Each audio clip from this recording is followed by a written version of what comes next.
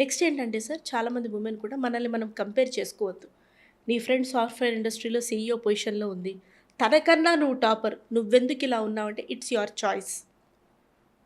ఇద్దరి జీవితం ఒకలా ఉండదు. It's your choice. నువ్వు చేసుకున్నా, చేసుకోబడ్డా, తొయ్యబడ్డా, దూకినా నువ్వున్నావు అందులో. ఇందులో ఎంత బ్యూటిఫుల్‌గా ఉండాలో ఆలోచించాలి అంతే. ఒక సీఈఓ పొజిషనో, ₹1,00,000 జీతమో ఇవి నీ కొలమానం కాకూడదు. అలాగే బాడీ. వుమెన్‌కి, మదర్స్‌కి ఇంకొకలాంటి ఇరిటేషన్ వచ్చేదేంటంటే పెరిగిపోతున్న బాడీ. చెప్పండి సార్. నాకిదొక్కటి మిమ్మల్ని అడగాలని అసలు చాలామంది. మ్యామ్ ఎవ్వరు లావ్ అవ్వాలని లావ్ అవ్వరు మ్యామ్. ఇది నాకు చాలామంది పాపం వచ్చిన తర్వాత ఆ సోషల్ లైఫ్‌ని మిస్ అయిపోయి ఆడవాళ్ళు పర్టిక్యులర్‌గా అద్భుతం ఏంటంటే అమ్మతత్వం. ఒక్కసారి అమ్మ అయ్యాక, డెలివరీ అయ్యాక అప్పటిదాకా సన్నగా ఉన్న ఆడవాళ్ళందరూ కూడా డెలివరీ అయ్యాక because of consequences, because of things తిని లావైన వాళ్ళు నాకు తెలిసి 100లో ఒక్కరుంటే, తినకుండా కాంప్లికేషన్స్ వల్ల లావైన వాళ్ళు, దాన్ని తగ్గించుకోవాలన్న ధ్యాసున్న, మిగతా ఈ బాధ్యతల వల్ల దీని మీద ధ్యాస పెట్టలేక అది మళ్ళీ వాళ్ళ సైకలాజికల్ బర్డెన్‌గా వీళ్ళందరూ అంటూ ఉంటే సైకాలజీ పరంగా తను మెంటల్‌గా ఎంత డిస్టర్బ్ అవుతుందో, చాలా డిస్టర్బ్ అవుతుంది. అటువంటి వాళ్ళకి మీరేం చెప్తారు? నేను ఓ మాదిరిగా ఉంటాను సార్. నేను సన్నగా ఉండను. ముందు నుంచి కూడా హెల్తీయే. ఈ పిల్లలు పుట్టిన తర్వాత ఇంకొంచెం బాడీ మీదే చూపిస్తుంది. నాకు కొత్తల్లో ఆ బట్టలేసుకోలేకపోతున్నాను. అయ్యో! ప్యాంట్ షర్ట్స్ వేసుకోలేకపోతున్నాను. లాంగ్ ఫ్రాక్స్ వేసుకోలేకపోతున్నాను. వేసుకున్నా నాకు నేను అందంగా కనిపించట్లేదు. చక్కగా లేను నేను. ఆ ఫీలింగ్ బాగా ఎక్కువ ఉండేది సార్. ఇంకొకటి, నేను ఇండస్ట్రీలో ఉన్నాను. ఇప్పుడు నేను ఇలా ఉంటే కెమెరాకి ఇంకో 15 కిలోలు ఎక్కువ కనిపిస్తా నేను. ఇంత మొహం, ఈ మొహం కింద మొహంలాగా కనిపిస్తుంది నాకు. కెమెరా కింద అంత త్రిబుల్ చిన్ అనే అనుకోండి, అంతగా అనిపిస్తుంది. సో నన్ను నేను చూసుకోలేక, ఈ తోటి ఫ్రెండ్స్ ఎవరైతే కొంతమంది ఉంటారో, అంటే వాళ్ళకి పెళ్ళిళ్ళై పిల్లలుండి ఫిట్నెస్ మెయింటైన్ చేస్తున్న friends, okay, she's a fitness free. ఎలా ఉన్నావు చూడు నువ్వు, అంతా బాగానే ఉన్నావు, ఒక 10 కిలోస్ తగ్గితేనా నువ్వు అసలు సూపర్, నువ్వు ఇండస్ట్రీలో ఉన్నావు, స్క్రీన్ మీద ఏంటి అంతల్లా ఉన్నావు, నా మాట విను, నువ్వు ఈ డైట్ చేయి, ఆ ఫిట్నెస్ మెయింటైన్ చేయి, ఈ ఎక్సర్సైజ్ చేయి, 3 డేస్ నీకు ఇబ్బందిగా ఉంటుంది, 4th డే చేసేసేయి, మిరాకిల్స్ చూడు. అది తనకి వర్కౌట్ అయింది, నాకు అది కాదు సార్. అలా మిమ్మల్ని ఎవరన్నా వచ్చంటే మీకు ఎలా ఉంటుంది మ్యామ్? నిజంగా. సరే, యాక్సెప్ట్ చేస్తాను. అంటే ఇంతకుముందు అయితే నీది నువ్వు చూసుకో, నాకెందుకు సలహా చెప్తున్నావు అని అనిపిస్తుంది. అంటే నీది నువ్వు చూసుకో, నువ్వు ఫిట్నెస్ మాత్రమే మెయింటైన్ చేస్తున్నావు, you might not be a good mother or good wife. Good అనే పారామీటర్ ఏంటంటే నీకున్న ఎమోషన్స్ని, డిస్టర్బెన్సెస్ని ఒక ప్రాపర్ మెథడాలజీలో కన్వే చేయలేక, అది 2 సార్లు బాత్రూమ్ అంటేనో, 3 సార్లు ఆకలి అంటేనో, కాస్త బొమ్మల కింద విసిరేస్తే, ఏది 2-3 ఏళ్ల పిల్ల, నేనేం 15 ఏళ్ల పిల్ల గురించి మాట్లాడట్లేదు, విసుగొచ్చి కొట్టి అరిచి తిట్టి దాన్ని కొరికి, ఇట్లాంటి లెవెల్ ఆఫ్ యాంగర్ ఇష్యూస్ నీకు ఉన్నాయి అంటే ఫస్ట్ నిన్ను నువ్వు సరి చేసుకోవాలి. నా లైఫ్ గురించి చెప్పకు. ఐఎమ్ సారీ, అంతకన్నా ఎక్కువ యాంగ్జైటీ లెవెల్స్ ఉన్నా నేనైతే నా యాంగర్ని అలా చూపించాను. I know how to manage it. అవసరం. సో ఇవన్నీ నేను చెప్పలేకపోయినా ఒక చిన్న నవ్వు, వీటన్నిటి బదులు ఒక చిన్న నవ్వు నవ్వేసి వదిలేస్తాను సార్. ఆ నవ్వు చాలా సర్కాస్టిక్గా ఉంటుంది, అది ఇన్బిల్ట్ ఉంది.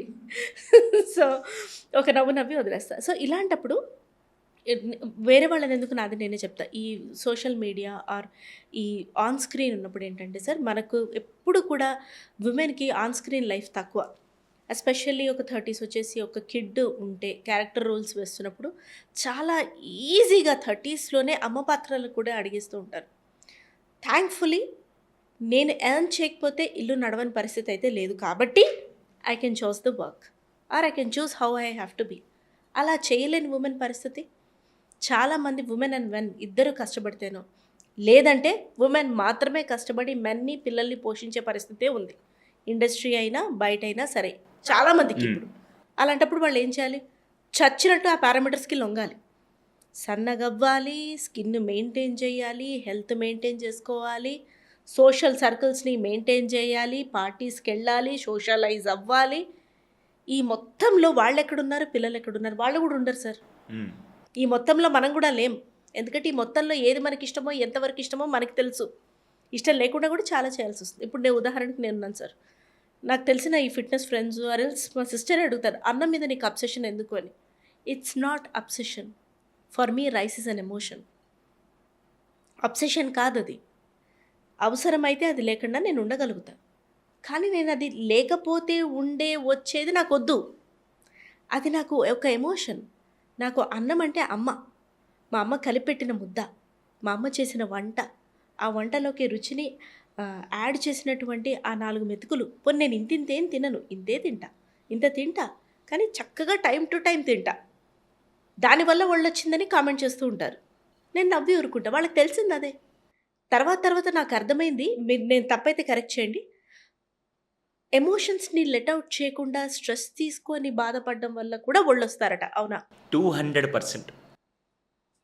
సో ఇలాంటప్పుడు ఎన్నో నేను పెట్టుకుంటాను నాలో. రోజువారీ జరిగేవి కొన్ని నాకు బాధ కలిగిస్తాయి. ఆ చిన్న విషయమే. ఆ టైంలో నా మూడ్ అలా ఉందంతే. ఆ చిన్న విషయమే కానీ నాకు ఎక్కువ బాధ కలిగించింది. అప్పుడు నేను చెప్పే తత్వం కాదు, నేను ఎవరికి చెప్పుకోను. ఏం చేస్తా? ఈ సాల్వ్ చేసే క్రమంలో ఆ బాధ నాతోటే ట్రావెల్ అవుతుంది కదా. అది ఎక్కడ పోతుంది? నా ఒళ్ళోనే ఉంటుంది. సో నేను ఉంటా. నువ్వు చెప్పినట్టు ఈ ఫిట్నెస్ మెయింటైన్ చేసే వాళ్ళందరికీ నువ్వు చెప్పినట్టు నాకు సలహాలు ఇస్తారు కాబట్టి నేను చెప్తున్నా. మీరందరూ చెప్పినట్టు నేను ఎక్సర్సైజ్ చేస్తే ఫస్ట్ డే చేస్తే నేను 2 రోజులు అడ్డం పడతా. నాకు లేవటానికి ఈ పెయిన్లు తగ్గడానికి 2 రోజులు పడుతుంది. అవునా సార్? ఏదైనా జిమ్కి వెళ్ళినా ఎక్కడైనా ఎక్సర్సైజ్ చేసినా ఆ 2 రోజులు కూడా నాకు బ్యాకప్ లేదు. నేను ఏర్పరచుకోలేదు. 2 అప్పుడు నేను ఏం చేయాలి? ఆ యాంగ్జైటీ అంతా తీసుకెళ్ళి ఒక అరుపు రూపంలో నేను చూపిస్తాను. అండ్ నన్ను నేను మోసుకోలేనంత వెయిట్ నేను లేనని నా ఉద్దేశం. ఎందుకంటే నన్ను నేను మోయగలుగుతున్నా. ఎన్ని బాడీలీ చేంజెస్, ఫిజికల్ సమస్యలు నాకు ఎన్నున్నా ఏది నన్ను డామినేట్ చేసేంత లేదు. This is certified by doctors. ఏదో ఉన్నాయి పాపం, వాటి బాణాలవి శరీరంలో ఉన్నాయి కదా, అంతే. సో నడుస్తున్నా అలాగా. ఇవి తగ్గే రోజు వస్తుంది. నా రెస్పాన్సిబిలిటీ ఇంట్లో అంత అవసరంగా లేని రోజు వస్తుంది. నా పిల్లాడు పెద్దవాడు అవుతాడు. నేను లేకుండా కూడా ఇల్లు నడవగలిగే రోజు వస్తుంది. అప్పుడు నేను నడుస్తా కిందకెళ్ళి. ఇప్పుడు ఇంట్లో నడిస్తే చాలు. సో నేను వాళ్ళందరికీ నేనేమి చెప్పను. ఇంకొకటి నా ఫ్రెండ్స్ కానీ లేకపోతే తెలిసిన వాళ్ళు కానీ ఫ్యామిలీ కానీ ఒక్కొక్కసారి సొంత వాళ్ళైనా కానీ ఈ నా అటైర్ మీద కూడా కమెంట్ చేస్తూ ఉంటారు. అంటే నువ్వు ఎందుకు ఇలా ఉన్నావు, కాస్త మోడర్న్గా కూడా ఉండొచ్చు కదా, 30లో నేను మరీ అమ్మమ్మలా ఉన్నావు, నువ్వు అవ్వలా ఉన్నావు, నువ్వు అలా ఉన్నావు, నువ్వు ఇలా ఉన్నావు. ఇలా నాకు కంఫర్ట్. మీరన్నట్టు మోడర్న్గా కూడా నేనున్నా. అప్పుడు నాకు అది కంఫర్ట్. ఇప్పుడు నాకున్న హెల్త్కి, నాకున్న బాడీకి నాకు ఇది కంఫర్ట్. నేను కంఫర్ట్ చూసుకోనా, బ్యూటీ చూసుకోనా? సరే బ్యూటీ అద్దంలో నేను 10 నిమిషాలే చూసుకుంటా. మిగతాదంతా మీరు చూసేదే కదా. సో నాకు నేను కంఫర్ట్గా ఉంటే ఆ ప్రజెంటేషనే డిఫరెంట్ ఉంటుంది. సో ఇవన్నీ నేను పట్టించుకోవడం మానేసి నాకు ఇది కంఫర్ట్, నాకు నచ్చుతుంది అనే చేయడం స్టార్ట్ చేశాను సార్.